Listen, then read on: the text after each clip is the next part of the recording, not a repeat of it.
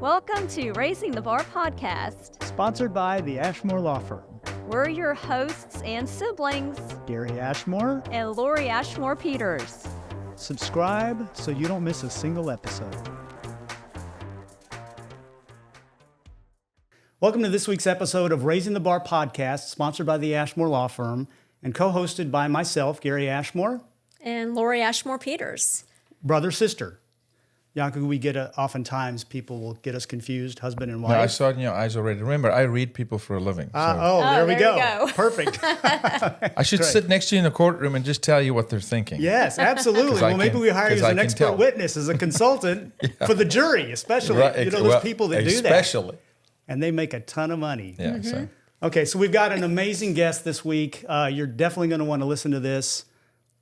Jaco Booyens. Thank you. Yep. Just everything we know about you, everything we've learned about you, we're so excited to share this with our viewers. You have had an interesting life, to say the least. And through the grace of God, you are where you are today. And so if you'll just tell us, I guess, a little bit about, you're from South Africa, correct? Yeah. And how long have you been here in the United States? Born and raised in South Africa, left there in my mid-20s. Arrived here 3 weeks after 9/11. Wow. So arrived in a very interesting time in the U.S. journey. Been here since late 01. Okay. Beginning 02, Nashville, Tennessee for about an 11-year period, and then the rest of it in Dallas, Texas. Because God just one morning said, I want you in Dallas. There's literally no family here. All the family is in Nashville. Okay. So being here and so proud to be an American citizen. I mean, it was a long journey, within the law and the legal framework. South Africa does not have free trade agreement with the U.S. There's still a lot of sanctions and embargo. And it was, of course, we were sanctioned completely as a nation up until my senior year of high school. That's when Nelson Mandela came out of prison, 1994. That's also the year my family's dynamic changed dramatically. So it all kind of culminated. So on the one hand, in school, we're taking a weapons class in school. We're shooting during class in school because we're certain we're going to civil war. 100% we're told. Wow. We're going to civil war. My class of 94 was the last class that had to serve mandatory military service because military is mandatory in South Africa for men. Okay. Like Israel, but not women. So we were the last class. Nelson Mandela changed that in 1995. So you're going to the army. We're going to go to civil war. The whole world is frowning upon your nation. I'm raised by a single mom who's at that point in time, a high school teacher who became a college professor that was arrested the year before, literally on a Friday, because she wouldn't teach in her school until we had racial equality in the classroom. And my school was an all-white school. I lived with a curfew siren going off at 5 p.m. when any black individual had to leave the streets. I mean, this is not something I read. This is not, this is my reality. And then I have a mom who's an activist for justice as a teacher and who just called the press and said, no one comes in this classroom unless we allow, kids of color in the class, and I had to watch her get arrested, and wow. She warned me. She said, tomorrow's going to be a difficult day. You go to your aunt's house, pick up your brother and your sister, and I'll see you Monday. And so that's kind of, it's this culmination in 1994 of just a wild whirlwind. And then on top of it, of course, the amazing story of Ilonka, my sister, who then that year, in retrospect, in hindsight, we now know what happened. We didn't at the time, but Ilonka being trafficked. And single mom, no dad in the home. So also 1994, same year. Wow. I also that year get drafted to play professional sport because you get drafted into professional rugby straight out of high school, kind of like the NBA can draft straight out of high school here. Right, okay. You don't have to go play college ball first. So I've got offers to go play professional rugby. I have to go do military service. The country is on a knife's edge. Ilonka gets trafficked. it's just this year. Right. Awful. Right. The bicentennial babies who are strong people. I mean, they're strong. They're strong individuals. So it was a fascinating year that year, which then kicked off this 6-year journey of Ilonka being trafficked without us knowing that that's what she was going through, until the night of the rescue, which by God's grace, I'm so blessed that I could be a part of that night. But it was a pivotal night. So I don't want to jump ahead of your questions, but it's being raised in this place,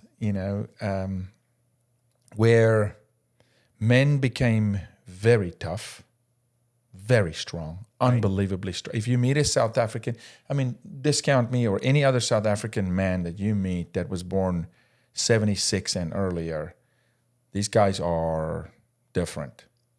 I'm just telling you, they're cut differently. They are absolute warriors. One, they were trained really well. They all served, but they were family-centric now. They had their other vices. They became hard-hearted.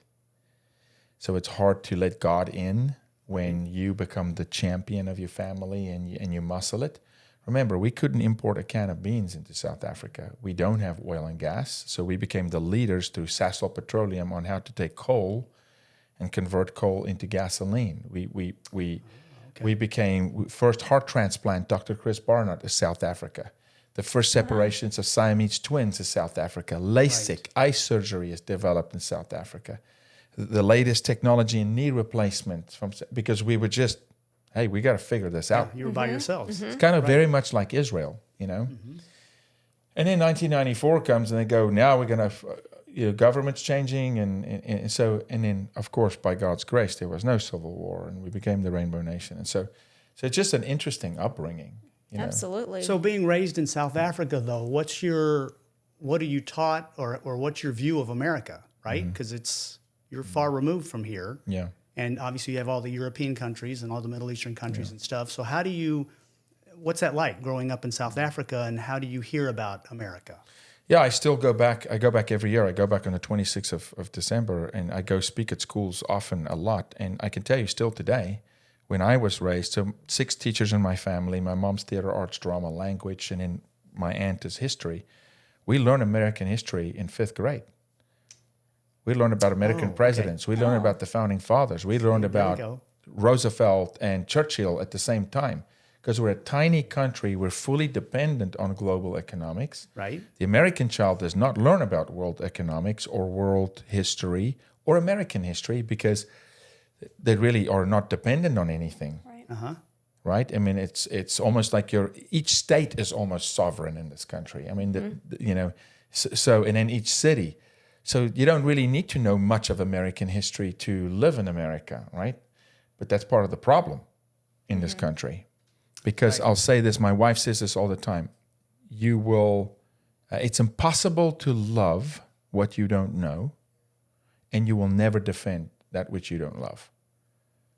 So when an American burns the American flag, okay, it tells me that American does not know America, therefore that person does not love America, therefore that person will not defend her freedom. Right. Right?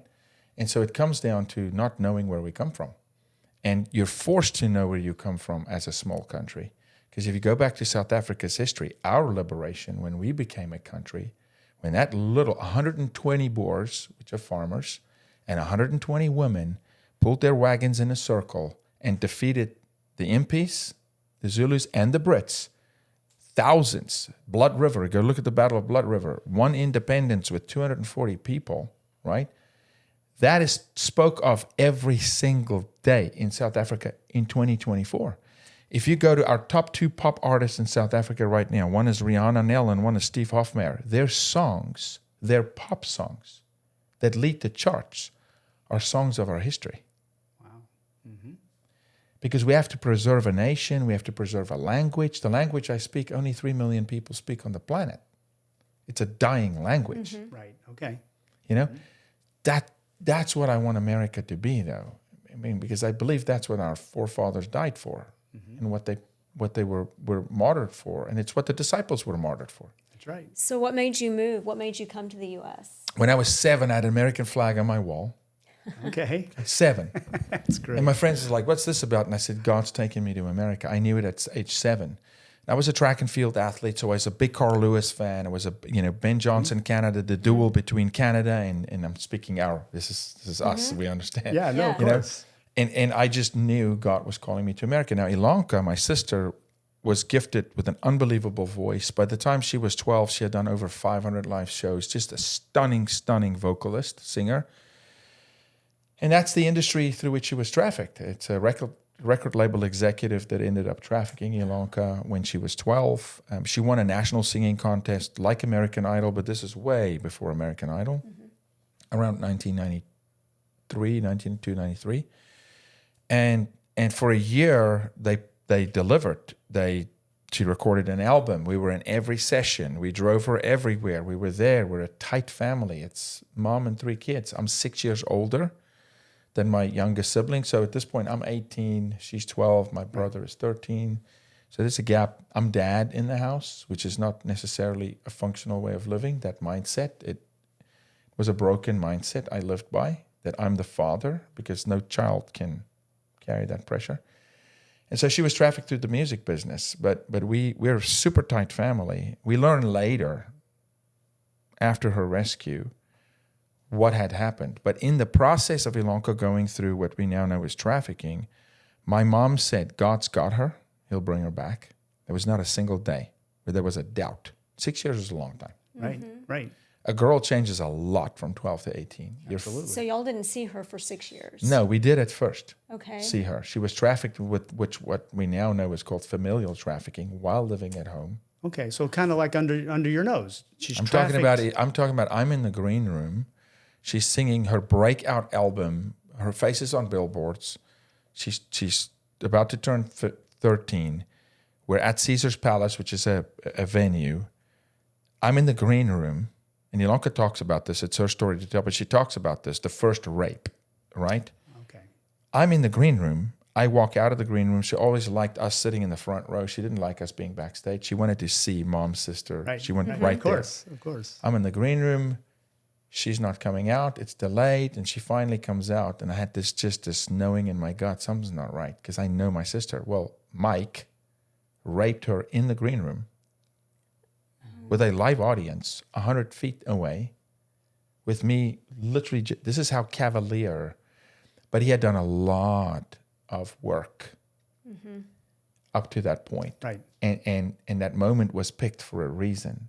I will do this and can do this to you with them right there, Right. with people right outside this door. I don't need to kidnap you. I don't need to take you. So at first, Ilanka was home, and then there was a time when she was not, right? And so the rescue finally happens on South Africa's border with Zimbabwe, and I'm called. We get some intel, and a friend of mine go, and I'll never forget. I mean, I'm seeing a girl that you think it's your sister, because physically there's a lot of change, and in the eyes, and I say this because it's the nucleus of our ministry. So that this year marks 30 years. So it's 30 years of fighting exploitation of children. It's a long time. I mean, if you think of how long you've practiced law, I mean, That's right. a lot of reps. You've seen a lot. I mean, Right. when I walked across the street to go get Ilanka, I heard God's voice audibly, and He said, "Not another one." And later that became, okay, this is our fight. This is why we're here. So I'll say, God sent me to earth on a search and rescue mission, and so search for the broken, the lost, the hurting, to minister the gospel of Jesus, but to search for the trafficked and find them, and so it's and in the process, my mom said, "We're going to Nashville." I'll never forget. She came one day. Ilanka's always wanted to go to Nashville. She talked about, there was a producer in Nashville who's a South African who we had no connection with, who married Shania Twain. His name is Mutt Long. Yeah. And That's Mutt right. is an unbelievable producer. That's right. Sure All is. the background, all you 70 babies, all the background vocals on Def Leppard is That's Mutt right. singing He it. was and- he was the brains And so behind my mom just said, Mutt, a South African, made it in Nashville, and we're going to go to Nashville. We didn't know anybody, and so when that happened, we were always destination Nashville, and it was the time. So my mom and sister came 3 months before me, immigrated, not knowing a soul, and it's a process immigrating from South Africa. Everybody's citizens now and have been for a long time. I mean, I've been a citizen for almost a decade, but it's been a process. You ask how we view America. I say this: even a radical group like ISIS, Okay. Hezbollah, right? There's a moment when those boys and women are young, when they look at America with hope. There's a moment when they aspire. I want that. Right. I want that. Because every human being wants a voice and wants freedom. Hope deferred makes the heart sick, says Scripture. And then there comes a moment when that switch flips and they start hating what they can't have. And so there's a unbelievable love affair between the rest of the world and America that I don't know that Americans understand. They don't. That they really envy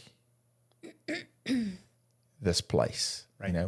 And even if they hate it, it's like a sibling that doesn't get along with a sibling, but when I'm in real trouble, he'll come. That's right. Oh, my right. gosh. Okay. So, and this is, this is a heavier podcast than what we've done in the past. But it's so important to let people understand that it's reality. And I think it's more of a reality than we want to even acknowledge or know. Yeah. But let me back up for a second. You had said that you were drafted to play rugby out of high school. Yes. You chose to go that route for a bit of time, or you chose not to go that No, route? I did. Okay. I mean, I'm still an athlete. I played 7 sports for my school. Okay. If it's got a ball, God's just given me the ability to just make it make sense. Right. I mean, Okay. so I golf, tennis, cricket, rugby, squash, badminton, table tennis. I mean, so no, I did. Okay.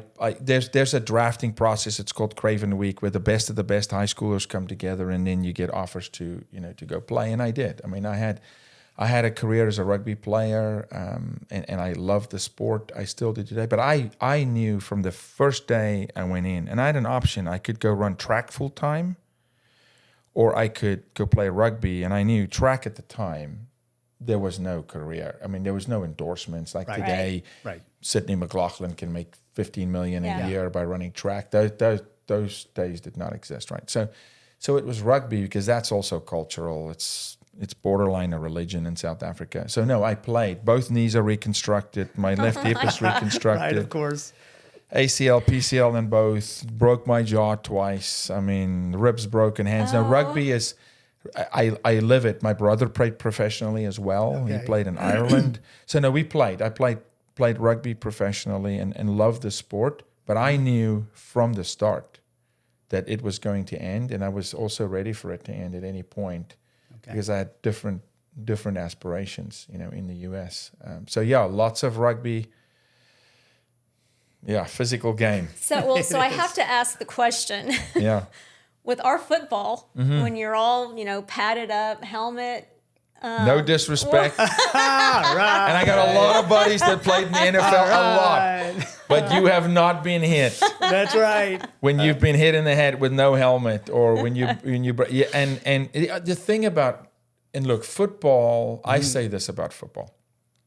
And I ended up coming over here and I signed a professional football deal. Okay. And I signed a deal in Canada with the Toronto Argonauts, and I went to go punt and play safety up there. And so I have real experience of on the field football. I'll say this: football is chess. It's really chess between two coaches, because the game stops every 5 seconds. Right. That's right. So every 5 seconds you reset, start over, right? That's not rugby. Rugby is gladiator trench warfare, where the coach has hardly any influence. Right. It is organized chaos. You got 30 players on the field with one referee. One. Oh, my goodness. There's 11 officials in football that can make calls at any time. Everywhere. And there's only Correct. 22 guys, and it stops every 5 seconds. Plus, you play offense and defense in rugby. Right. You can't block anybody. So when you have the ball, 15 guys have a free shot. Right. You can't stop the clock. In this moment, you're on offense. The next moment, you're on defense. You can't be substituted, because if you're substituted, when you leave the field, your game's over. Okay. A rugby game's 80 minutes. The average player plays 45 minutes of play time. Oh my. Yeah. No, it's Peyton nice. Manning, when he won the Super Bowl, played 6.5 minutes of football. That's it. That's Oh correct. my gosh! That's correct. When you put it in terms like that, Oh, that's yeah. crazy. No, that's right. So Every think of football game. so think of offense and defense, the amount of punishment your body takes. So rugby careers are so short. I mean, half my career was in rehab. Right. Right. Straight up. I mean, 12 months rehab this knee, 11 months this Oh my knee, gosh. 7 months this hip. I mean, But you get up every morning and walk. So it's way more physical. But football is explosive. It's chess. I love football. I do, but it's different. You shouldn't compare the sports, but it's way more physical. Okay. I played rugby for 1 year in high school. Okay. I think my junior year. You remember what position? No idea. All I know is I was getting the crap beat out of me, and I'm laying on the ground, and I'm just like, okay, this isn't fun. My whole Yeah. body hurts, and that was the end of my rugby career. Over a ball that's a little heavier than a football, and it's this big. And all I'm your like, clients are happy for it Right. because now you Now- are an amazing lawyer. There we go. Oh my I guess gosh. so. Okay, so fun. rugby. You move to the States, and then that's when you start. When do you start your ministry? The ministry really started in South Africa, but 01, it's truly officially birthed when we get to the U.S. I'll never forget. You fly direct to either Atlanta or LaGuardia. I flew to LaGuardia. Okay, wait. So 9/11 had just happened. Yeah. You said 3 weeks later. So here's what happens. My mom comes 3 months before Okay, 9/11. right. Okay? Okay. She calls me. I stayed. I didn't come because I had to finish a season. I was under contract. I had to Okay. finish a rugby season, right? Which is a whole story there of potential sexual abuse in rugby, and we'll talk about it in football. It's in sport, and it's a lot to say about sport and trafficking. But my mom calls me one day. She said, "Turn on your TV," and there's an 8-hour time difference, right? So it's nighttime there. It's early morning. I'm having breakfast. I'm living with 3 other players. Not married, not dating. I'm living rugby. This is Right. Right. I turn the TV on and Building 1's on fire. Right? And I'm just standing like the world looking at, what am I looking at? And my mom's telling me, hey, an airplane flew into the first tower. And I'm like perplexed. And then we watch. Yep. And when we watch the towers fall, within 2 hours of the towers falling, I get a call from South African Airways. And they said, hey, your flight's canceled. I was flying the next week. I was packed, Oh, you're right. Okay. right? I'm immigrating. I'm leaving a whole life. And very few people have ever done this in their lives. Because remember, South Africa does not, and still today, does not leave wealth to leave the country, right? So intellectual wealth left. Lawyers, doctors, Right. So they said, you can go, but you can't take your money. So then they curbed people leaving because the intellectual capital was leaving the country, right? So you leave everything with 50 pounds, 2 suitcases, Oh my gosh. right? And you start over. I mean, it takes a whole different kind of an attitude to do that. And then I'm like, I don't think I'm going to the U.S. But I already told the team I'm leaving. I mean, this is, and then a call comes in about 2 weeks later, and they said, look, we're sending medical aid to New York. And we chose passengers to be on that flight, and you're on the flight. Wow. And that's kind of a God wink divine appointment. My grandfather was a fire chief, a very tough man. I was raised without a dad, so he stepped in, but he was a man of very few words, strong believer, but he was a hard guy. He was just a tough guy. Right. And he comes to me and he gives me an envelope and he says, this is not for you. If you open it, I'll disown you. You take this letter to Engine 9 in New York City. And he was a fire chief. My mom grew up in a fire station. Right? Okay. I'm like, yes, sir. Right? And you don't cross. I mean, you you wake up on the floor looking up if you cross Grandpa. And so I fly in. I walk from as far as the cab could take me to the bridge, to the river. I walk across. I put my luggage at the airport in a safety holding. I walk down to ground zero. This is my Hello America moment. Literally. We walk down to ground zero. I'm going to go hand this letter to this fire chief that I don't know. Everybody's going the opposite direction. Right. I'm leaving tracks on the sidewalk, right? Because it was still smoldering a month after. Right. Dust and And there's this young kid, I guess he's 21, 22, and I'm figuring out he's lining up oxygen tanks. And I register, I think he's counting who's left. It just dawns on me, right? And you got this unbelievable feeling. I'm like, I'm imposing here. I shouldn't be here. And I said, excuse me. He goes, I can't help you. You got to go up to 42nd Street or go up as far as 57th. And I said, no, I'm just here to give a letter. I have to deliver this letter, right? And he said, who's it for? I said, it's for your chief. And he looks up and his face is stained with ash, right? He says, wait, he goes in and a guy comes out. He says, I'm the fire chief. Can I help you? And I said, I just got to give you this letter. My grandfather's a fire chief. And I walk off and he said, did you read the letter? And I said, no, my grandpa said I can't. And he said, well, wait. He opens the letter. He starts reading this letter, right? And tears start running down this guy's cheek. He said, did you read this? And I said, no, sir, I'm not allowed to read it. He said, well, I'm going to read it to you. And this guy starts reading a letter to me. It's a letter about the human condition. It's an unbelievable commitment from one man that's never met another man, but live an honor code of being a firefighter. How my grandfather, I learn about my grandfather through this letter, more words than he ever spoke to me, about my biggest pain is that I could not run into the building with you, that I couldn't commit my men to save your men. I'm like, wow, right. Wow. I got chills all over my body. This chief goes to the wall, takes a picture off the wall, right? That's a picture of the station, and I think it was C shift, right? And he puts this picture on my chest, and he says, "Now you return this to my brother." Oh my gosh.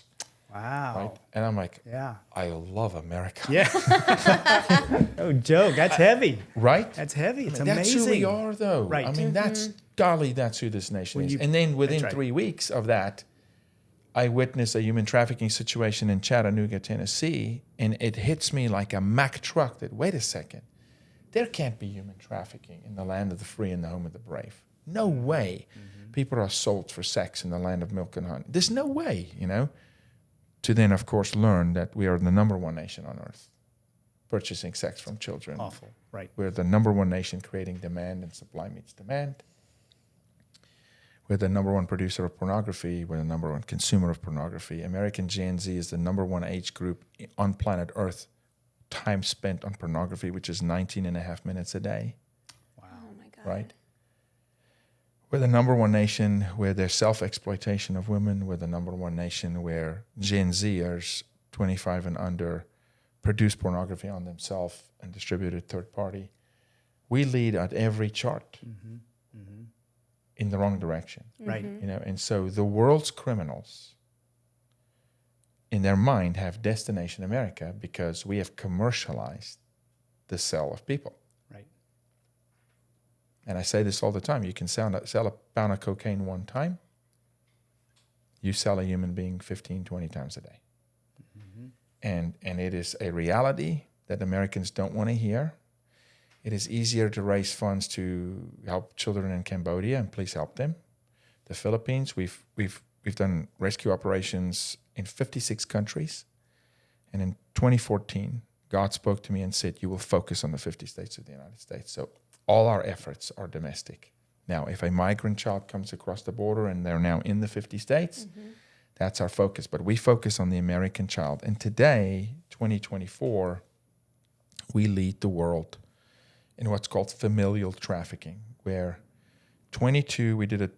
the Institute for Shelter Care, which I'm an advisor to that board of, did a 2,000 case study. These are recorded law enforcement cases, because most cases never make it to law enforcement. Right. But these are 2,000 cases of child minor trafficking in the U.S. with law enforcement. And in those 2,000 cases, here's the number, 22 through 47%, so a quarter to a half of all child trafficking in America is done by the caregiver. So we're talking about American families coaches, people with access, foster parents, Right. are the ones exploiting the child. So now the child is not missing. Kidnapping is under 2% of the crime. You know how difficult it is to fight that crime when it is absolutely in plain sight? Because Sarah plays volleyball, she goes to school, but she's also forced to work Goodness. Right. as a sex slave Right. while living at home. And maybe the siblings know, maybe they don't. Maybe they're affected, maybe they don't. And then you get into statistics like, on average, it's 7 rescues of the same victim before they find a safe place where they'll stay. Now, if they're a minor, it's different, but if they're an adult, it is, because you can't force an adult to go through therapy. So it's this vicious cycle. So it took me many, many, many years and a lot of prayer until God said, I want you to go upstream. Rescues are important, but we will never rescue ourselves out of this problem. We will not legislate ourselves out of this problem, although we write up a lot of policy and legislation. We have to prevent it from happening. We have to curb the demand cycle. And that's 2-part. Those who demand it have to be intercepted and apprehended. And the child has to be informed age appropriately Right. to become the first line of defense.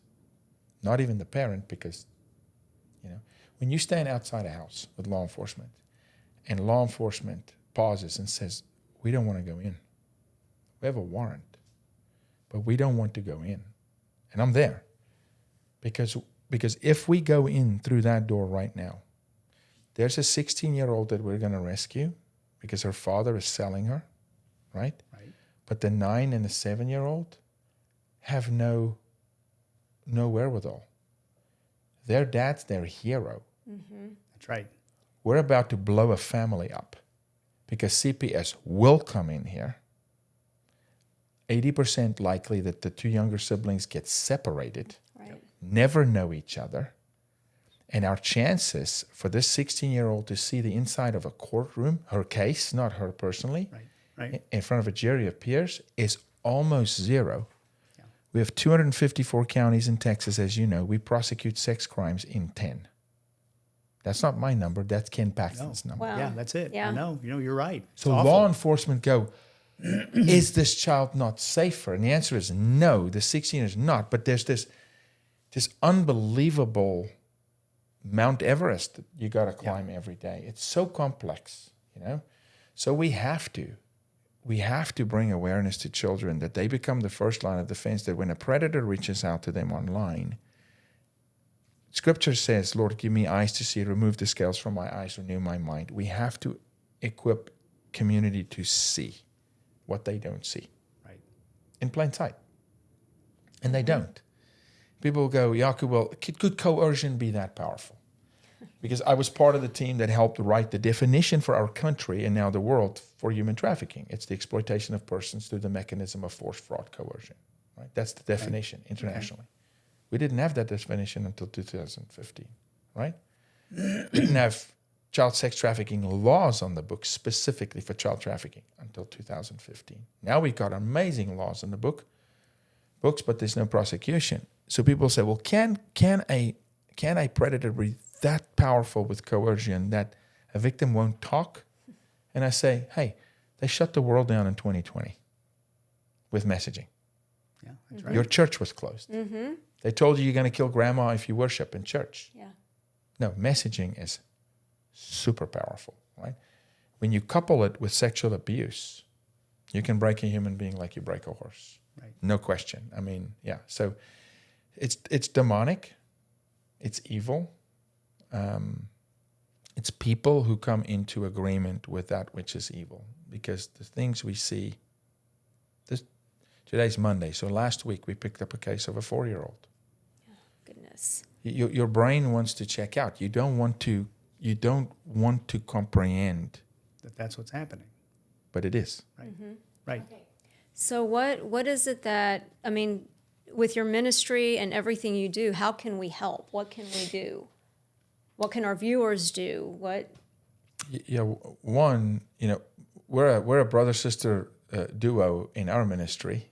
with a lot of amazing people. Ilanka is very healthy now. She's a mother of 3. God's fully redeemed her. But that took 18 years, and it was a battle. But she's in the ministry. She writes policy and legislation with us. She writes curriculum. So brother-sister duo. Yeah, of course. We as a ministry need to learn from you. We need to be educated on how to operate better in the law, how to write stronger policy. There's a lot we can learn from you, and I think you can help a lot. I tell law firms always, if you've got 5 hours of pro bono you can throw our way, Right. for the survivors, please come, because they get no support. You'll be shocked to see we show up at a courtroom and the predator, the trafficker, is lawyered up three Yeah. lawyers deep. Oh my gosh. Right. And the survivor is left with the district attorney, Yep.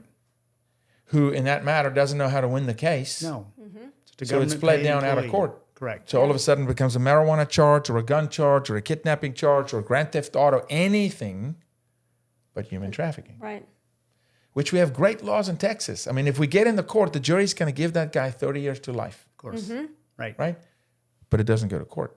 So there's a lot we can learn from you, and your viewers could learn from our ministry. They could dive into the training that we provide free of charge on how to make their families safe. Grandparents, their grandchildren, parents, their children. And it touches every aspect of life. It's in education. It's in books in school. It's in curriculum. It touches all because it's a moral and immoral battle is really what it comes down to. Do we frown upon that which is biblically immoral, right? Should a nation look the other way like Sodom and Gomorrah did when children are being abused? Right. As we're sitting here, not that I want to timestamp this podcast, but Right. as we're sitting here in your world, think about what I'm about to say. We have so lost our way morally in this country that as we're sitting, the Supreme Court of the United States is hearing oral argument on whether we should or should not legally cut body parts off of children. That's not an argument that should make it through lower district court. Right. The Supreme Court of the United States is hearing oral argument for mutilation. Mutilation, yeah. Right. That's insane. That says something about our country. And you don't fix that by just taking a seat in the White House. Yeah. No, that's true. Because you would have to convince me that the President of the United States can fix your marriage, Right. can fix your own addiction, your porn addiction, your loneliness, your depression. No. Right. No.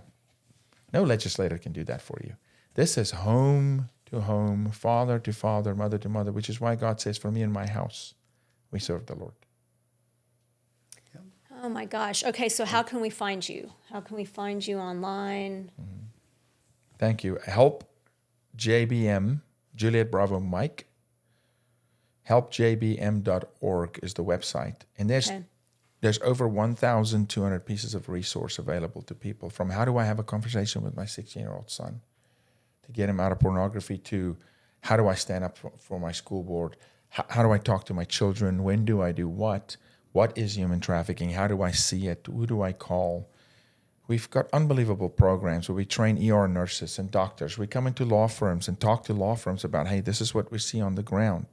Legislators, we write policy. So there's 4 pillars.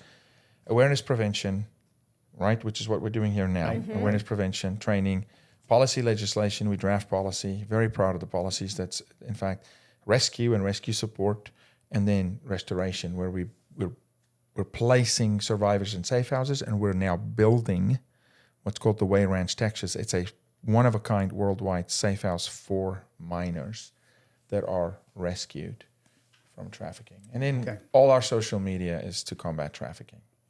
So, I mean, I have a 16-year-old boy and a 17-year-old girl. Yeah. And again, I mean, this is an eye-opener for me. So what are red flags that I can look for? What is it that I need to know? I'm so thankful for the question. A couple of really quick things for you as a mom. Understand that predators have infiltrated social media. With social media, all of it. Okay? Yes, including X. Absolutely.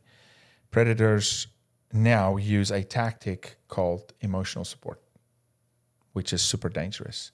So if you have a teenager, a child that is emotionally vulnerable, pay special attention, because he or she will reach out online will air grievance online, and the predator is looking for that individual. It's Maslow's hierarchy of needs. Right. It's just, where do I enter this conversation and deconstruct from within, okay? Physically in public, people don't change, situations change people. Okay? If someone gets saved, they give their life to the Lord, they're going to change. Someone has a near-death experience, they're going to change. Cancer changes people. Death in the family changes people. Sexual abuse changes people. Exploitation changes people. Sextortion changes people. So when a teenager radically changes behavior, don't just chalk it up as, oh, it's a life cycle. Right. You now in this country have to start asking, is there a vulnerability there that's being exploited? Did your daughter perhaps send a picture of herself in her bathing suit to her boyfriend, and now 450 boys in the district have that picture? It's going to change her, Right. right? And parents will go, well, not my daughter, and then they call, That's right. right? I've never spoken at a single school where we do not move in with multiple rescues, right? So language online. Parents cannot be their children's friend. You've got to become a helicopter parent. Understand that boys are trafficked and targeted through games. So Fortnite, Right. Minecraft, right? If you go home today and you ask your daughter simple questions like, are you in the metaverse? And she goes, yes. And you just ask him, have you heard of public swimming pool? And she says, yes. You are in unbelievable trouble as a family. Okay. That means she has an avatar that goes to a sex club as an avatar, and her avatar engages in sexual activity, but there's brain chemistry involved. Right. She takes that experience with her. You ask your daughters tonight, any of them, you're 16, ask her, have you ever used the dizzy emoji? I have teenagers, my phone's not with me, that show their parents their text messages. And see, this is, and parents go, there's nothing there. And I read and I go, no, she just posted porn. Oh my Right. gosh. Right. How do you know? Because she's writing code. You have no idea. Correct. So the emojis are on our website. Where people, how do predators talk? To train children, if someone asks you a question, these questions are predators. 67% of high school females in America have already spoken to a predator online. There's 750,000, 750,000 predators active online in any given moment in the United States. They're prowling. They're looking for insecurities. They look for emotional vulnerability. So if you ask me today, what's the number one problem with Gen Z, is they're emotionally vulnerable. They're there for the taking. Right. They can be swayed easily if you bring emotional support, right? Then physically in practice, in a 7-Eleven gas station, there's real ways we can train you to say, what does a real father-daughter relationship look like by human behavioral science? Right. And what does a predator father-daughter relationship look like? On average, we did this. We tested it. A real father-daughter walks into 7-Eleven. He makes a beeline for the drinks aisle in the back. She goes to the candy aisle. He is within 25 seconds. He's got a drink. He makes eye contact with his daughter one time. She handles 3 types of candy. She never looks up. She is indecisive. He makes a beeline to the cash register. He calls her name. She meets him at the cash register. That's normal behavior. Okay. Right. Okay. Right. Abnormal behavior. Father-daughter walks in. It's not father-daughter. It's a predator and a child. He makes a beeline for the drinks aisle because he needs to look normal. She makes a beeline for the candy aisle. She never looks down. She handles one piece of candy. She's looking for a customer. He does not break eye contact with her for more than 5 seconds. He gets a drink. He turns. He stands. He stares her down. He stares customers down, and you can see it. You see it daily. See. Right. Right. It looks normal, but it's not. Americans have no situational awareness. Right. The Boston City Marathon bomber, put a bag down. Go do your research. How many people, after the fact, said they saw the bag? Right. His roommate came into his apartment and saw the pipes on the kitchen table and did not know what he was seeing and said nothing. Right. It's there. Right. We just have to show people what it looks like. I tell people this all the time, and I'm going to implant something to your audience here. I'm going to say, red Mercedes C-Class. Red Mercedes C-Class. You watch how many you see this week. Yeah. Right. Yeah. That's great. I'm No, really you're looking forward absolutely right. I just That's brought right. it, right? to the forefront. Once you see, you cannot Yeah. not see. Now, what do? You call local authority first first. Well, who's the number one local authority at 7-Eleven? The manager on duty. He's got keys. He can lock a building. He's got protocol to call police. Right. If you're going to call law enforcement and you think it's human trafficking, you call the sheriffs first. I love PD, but the sheriffs have initiatives in their offices on human trafficking. Okay. Not all PD has. Okay. PD is a revolving door. The police chief today is not the police chief 6 weeks from now. The sheriff was elected. He's going to be there. Right. Right? That's right. And so it's just, look, if you're in the airport, well, who do you call? The police? No, it takes them 9 hours to get here. You call a gate agent that's one door down, Right. that has protocol that you don't have. They'll get TSA involved. Does that make sense? Absolutely. What do I do if I see a girl and I think she's being trafficked? I mean, do I ask her, are you being sexually abused? Of course not. Right. You ask one question that around the world in every language is the most disarming question to ever ask, and it's, are you safe? You ask, are you safe? And the human being that you ask the question of will give you a response, either verbal or non-verbal, but there will be a response. If you ask him, are you being abused? They are trained. Right. Okay. They are trained to deflect that question. But are you safe speaks to inner core desire, right? And the eyes can't fake it. Right. Will not. She will show you, I'm not safe. Then you'll know. You know. So it's, are you safe? And it's also a non-combative question to ask. Right. You know, is he your dad? It's kind of combative. Are you with him? You know, Right. That's right. Are you safe? It's easy to say no without saying I'm being abused sexually. Yeah. You know, so these are practical Yeah. things. Yeah. No, listen, but Yeah. those are amazing practical things. But now, So, I mean, yes, anywhere I appreciate go, that. I'm going to be, just based on this, conversation, I'm going to look at things differently. Right. And we of can do course, this for of hours. I course, mean, it's right, 30 years of course. content. Yeah, That's right. That's absolutely. right. But there's real Absolutely. ways to step in. Yes, there are. You know, There are. Oh my gosh. All right, Jaco, thank you so much for being on this episode of Raising the Bar, Texas. Like I said, no, it was a little heavier than usual, but this is just unbelievable information and education that everybody out there needs to be They aware do need of. to know. So tell us again the website that people need to go to. helpjbm.org. Okay. Helpjbm.org. Jaco Booyens on all social media, or the ministry, Jaco Booyens Ministry. Thank you, too, for being together as siblings. Thank you for raising the bar. Honestly, beautiful play on words, It is. but honestly, we do have to raise the bar. So okay. So before we go, hold on. This was great. So let's see. Give us a sentence or two, because we ask all of our guests this. How have you raised the bar either professionally? Of course, I know we've been talking about this forever, but how have you raised the bar either professionally or personally, just in life in general and through your ministry? Yeah.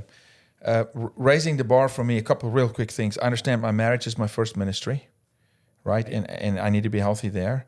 Raising the bar by looking myself in the mirror every single day. There's not a day that goes by that I don't do this. I look at Jaco Booyens and I ask him, are you part of the problem?